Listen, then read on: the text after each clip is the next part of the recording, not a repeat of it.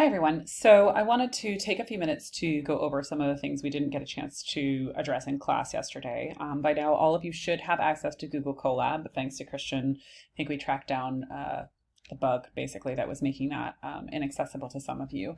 I'm just going to go over how to get to Colab and some details about how you should complete this assignment.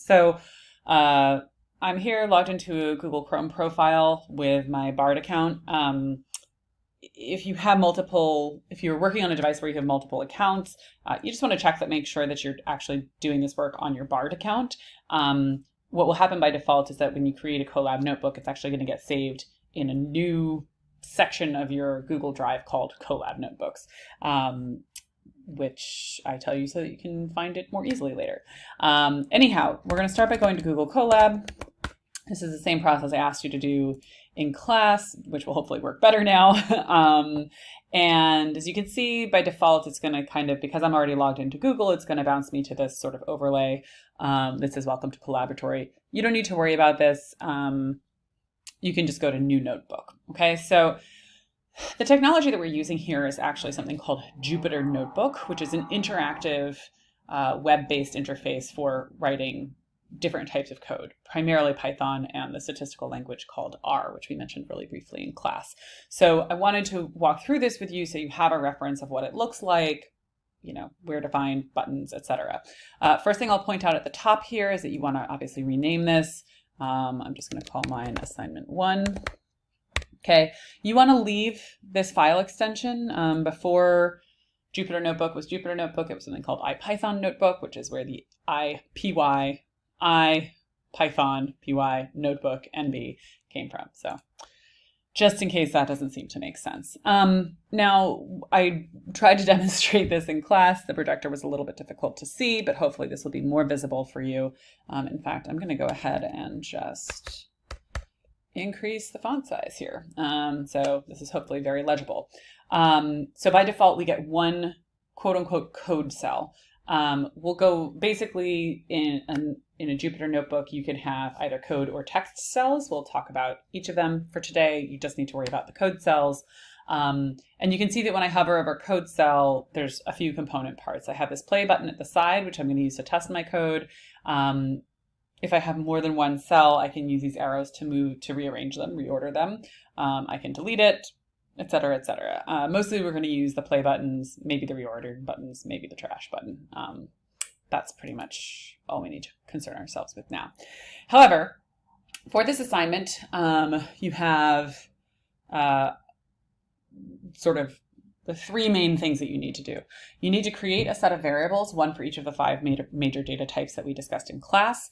You need to make sure that those variables are uniquely and descriptively named, and you need to make sure that they are commented. So I'm going to show you a demonstration of both how you do those tasks and how you test that things are working correctly, because they do need to work correctly. That is, not produce any errors when I hit the play button. So as an example, I'm going to say, try this, right? So I'm going to start by, you can do it in whichever order you prefer. You can start by creating the variable and then create the comment, or vice versa. So I'm going to say course name, introduction to data science. Name of this course. Okay, so what I have here is I have, in this case, a single line of comments. Any comment line needs to be started with a hashtag or pound symbol. You can tell that this is being understood by the computer as a comment because it has turned green. My variable name, of course, is course name, and I have set it to the string introduction to data science. To test this, all I have to do is hit the play button. You might notice here this connecting, initializing, etc. thing. That's just how Colab works. So don't worry about it. If that's happening, it might take a few seconds for something to run. But in any case, what I have is this green check mark, which shows that the cell has been run. Obviously, also the sort of little loading circle around the play button has disappeared. And most importantly, I don't have any errors. Or I should say, also importantly, I don't have any errors. If I were to introduce an error, I haven't closed my quotation marks here. I hit play. It's going to give me an error. We saw some of these in class. reading errors is a little bit of an art. I always suggest that you start at the bottom. So don't worry about this junk because it's not going to be useful to you. But at the bottom, it says syntax error, EOL, which in this case stands for end of line, while scanning string literal. So it knows this is a string. It has very helpfully actually pointed us, this little caret has pointed us, in this case, absolutely correctly to where our problem is, which is it is expecting a closing quotation mark. It has not found one. And it's like, what's up? It's also highlighted the errant line of code the way that you might expect to see in, say, a grammar or spell checker. So we're getting a lot of signals from the interface about where to look for the problem and even what the problem might be. So I can fix this by returning that. And there we go. Back to no news is good news, as I like to say. To add another code cell, I just do that. And in this case, I'm going to go started. Okay, and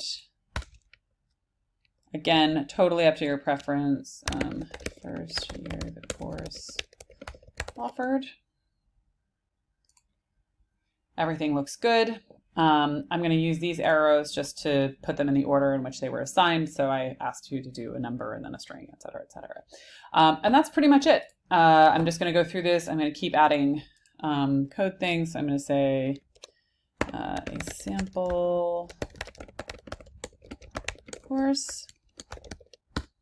Okay, and so again, I'm making sure here that I am not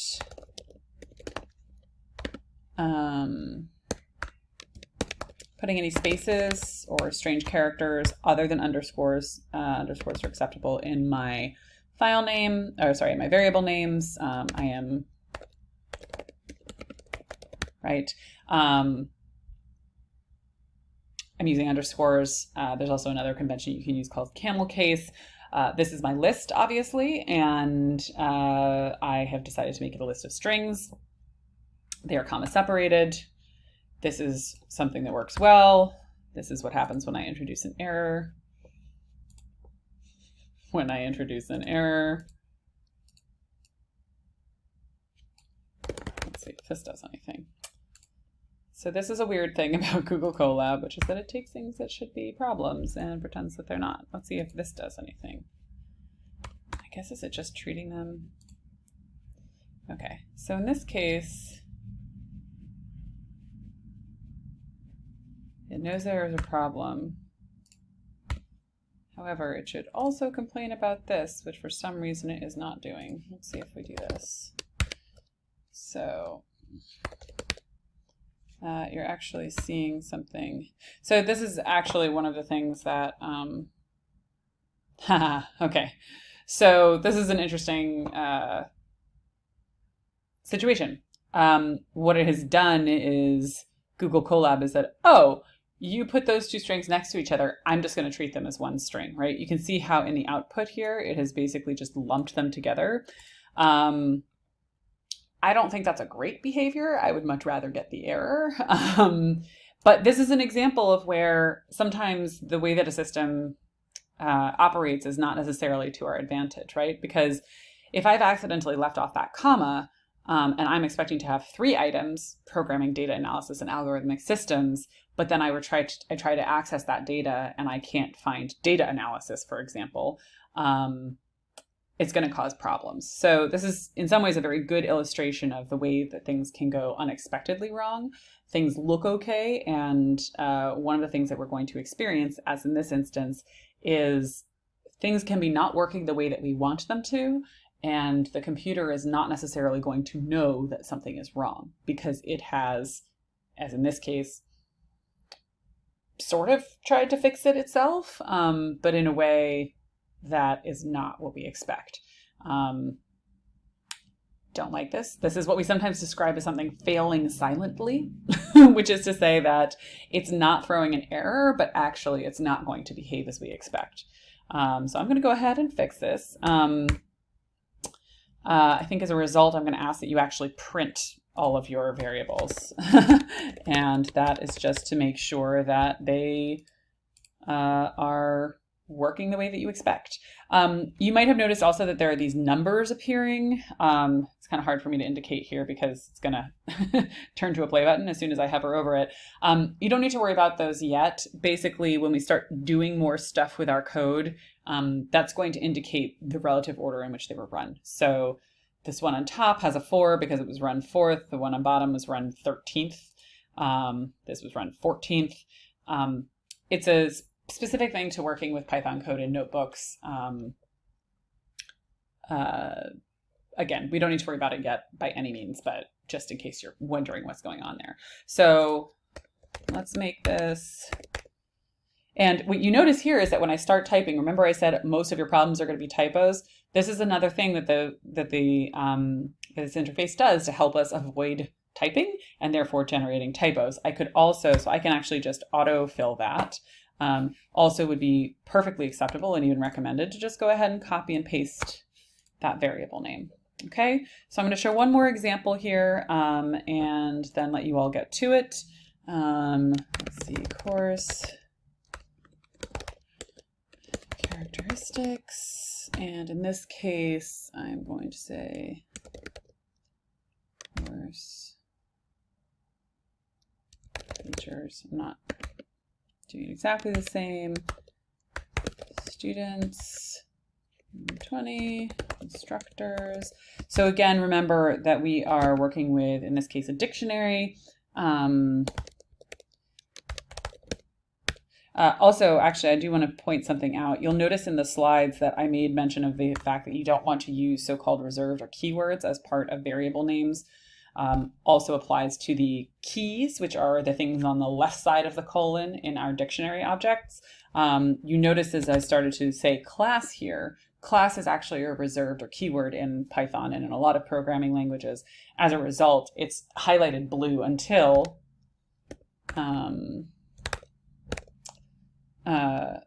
I put the underscore on there. So again, typography is super your friend.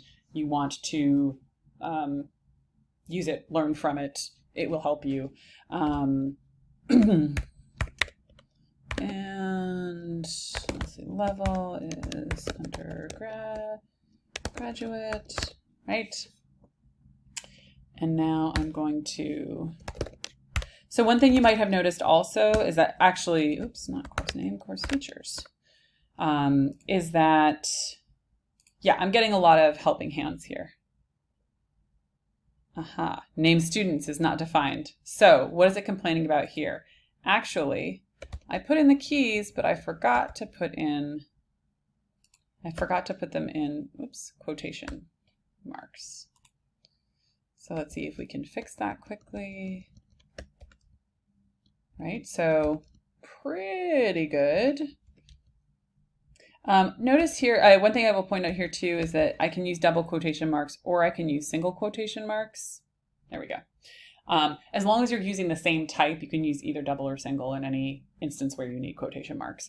I'm not super consistent about which ones I use in which situations, but you will hopefully maybe develop a habit. So that's it. Obviously, if you have any questions, please post them. And obviously for your assignment, you would need to do a Boolean as well. I guess I'll include one more for completeness, which is just to point out that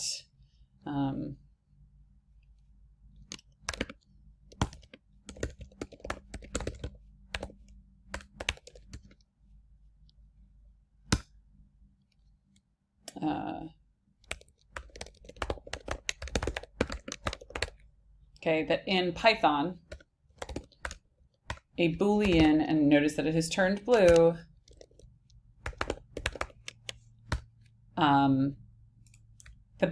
the correct Boolean value has a capital. Okay, this is not a Boolean value. And now it's complaining because since it's not turning blue, it's not the Boolean, it thinks it's a variable that I haven't declared. So go ahead and just make sure that your true or false is showing up correctly. Okay, so I want to fix that typo. So that is all. Very important, or that is all. Last very important element is that, if I haven't said this already, all of your variable names, all of your comments, all of your data has to be unique to you. It cannot be the same as what's in this video. It cannot be the same as what any of your classmates have. Everything must be customized. And as I said, if you have any questions, please post them to Piazza.